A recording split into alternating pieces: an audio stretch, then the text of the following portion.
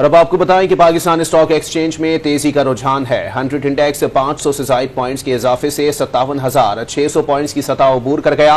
दूसरी तरफ डॉलर की कीमत में भी कमी हो गई। मजीद जान लेते हैं डॉ न्यूज़ के नुमाइंदे तलकीन जुबैरी हमारे साथ मौजूद हैं। जी तलकीन, आगाह कीजिएगा, स्टॉक मार्केट में तेजी और डॉलर की कीमत में कमी की क्या वजह है?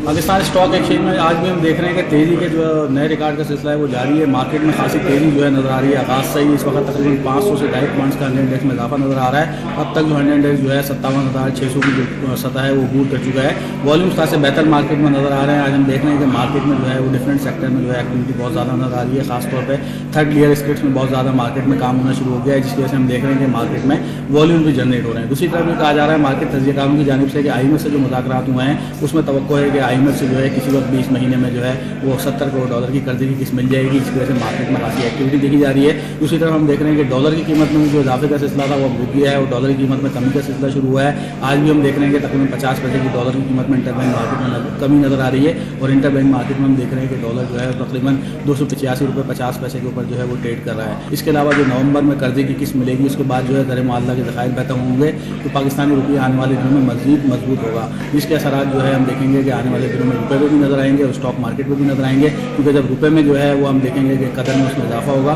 तो स्टॉक मार्केट में भी सरमायाकारों का जो रुझान है यहाँ पे नई पोजीशन लेने की तरफ जाएगा।